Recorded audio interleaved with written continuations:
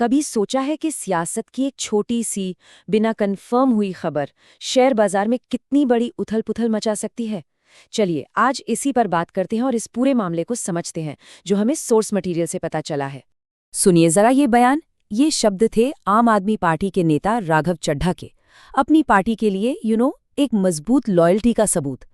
पर कहते हैं ना, पॉलिटिक्स में तो एक हफ्ता भी बहुत लंबा होता है। और फिर अचानक एक ऐसी खबर आती है जिसने दिल्ली की पूरी पॉलिटिकल सीन में जैसे भूचाल ला दिया।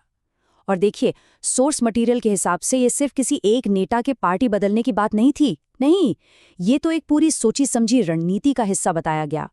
तो चलिए, अब इस पूरी कहानी को ना परत दर परत खोल कर देखते हैं।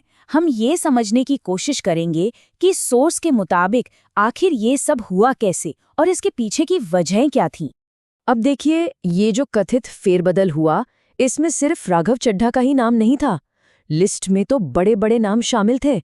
सोचिए, क्रिकेटर हरभजन सिंह, स्वाति मालीवाल और एलपीयू के चेयरमैन अशोक मित्तल। इससे अंदाजा लगता है कि ये मामला कितना बड़ा था। लेकिन सबसे बड़ा सवाल तो यही है कि आखिर ऐसा हुआ क्यों? तो अब हम सोर्स मटेरियल के आधार पर इस घटना के क्यों और कैसे वाले हिस्से पर फोकस करते हैं। देखिए, सोर्स के मुताबिक ये सब कुछ रातों रात नहीं हुआ। इसकी एक पूरी टाइमलाइन बताई गई है।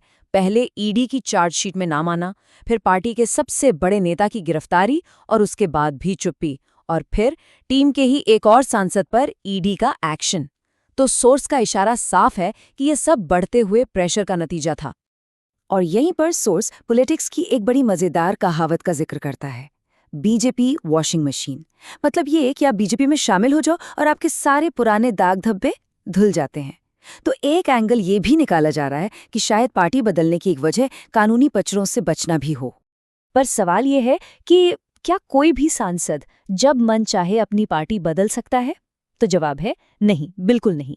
यहीं पर सीन में एंट्री होती है एंटी डिफेक्शन लॉ, यानी दल बदल विरोधी कानून की। ये कानून इसीलिए बनाया गया है ताकि कोई अपनी सीट बचाए रखकर पार्टी न बदल पाए।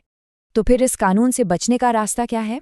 सोर्स एक खास कानूनी लूप होल की तरफ इशारा करता है, और वो ये है कि अगर किसी पार्टी के कम से कम 2/3 यानी 2/3 सांसद एक साथ पार्टी छोड़ते हैं तो उसे दल बदल नहीं माना जाता। उसे कानूनी भाषा में मर्जर या विलय कहते हैं। और इसका सीधा सा मतलब ये है कि उनकी कुर्सी, उनकी सांसदी बची रहती है। ये जो कथित कदम है, ये सिर्फ एक पॉलिटिकल मूव नहीं है, बल्कि एक बहुत बड़ा आइडियोलॉजिकल यू टर्न भी है, जैसा सोर्स बताता है। देखते हैं कैसे पुराने बयान आज की हकीकत से एकदम अलग नजर आते हैं। जरा इस स्लाइड पर नजर डालिए। एक तरफ वो बयान जिसमें बीजेपी को अनपढ़ गुंडों की पार्टी कहा जा रहा है, और दूसरी तरफ उसी पार्टी में शामिल होने की खबर। सोर्स इसी बड़े कॉन्ट्रास्ट को हाईलाइट कर रहा है। और बात सिर्फ बयानों तक ही नहीं रुकी।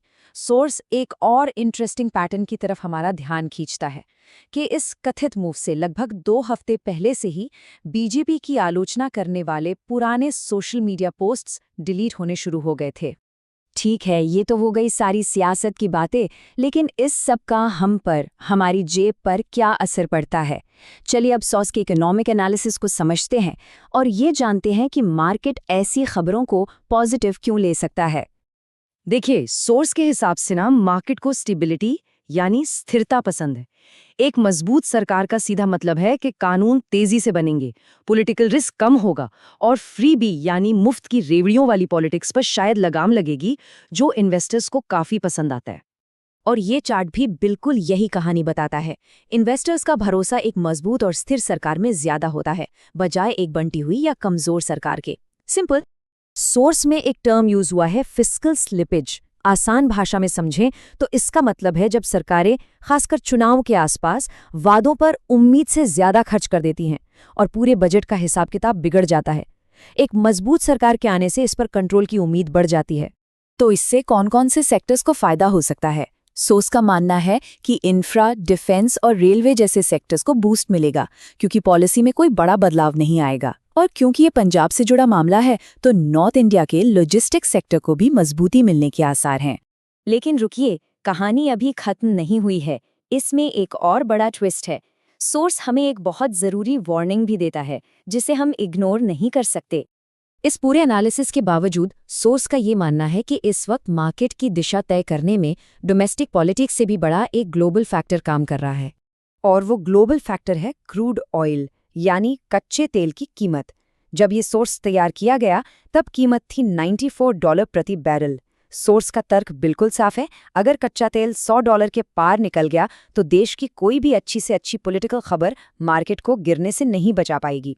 तो हम इस पूरी बातचीत को इसी एक सवाल के साथ खत्म करते हैं कि अगर पॉलिटिकल स्टेबिलिटी बाजारों के लिए अच्छी है तो एक कमजोर विपक्ष की कीमत क्या होती है।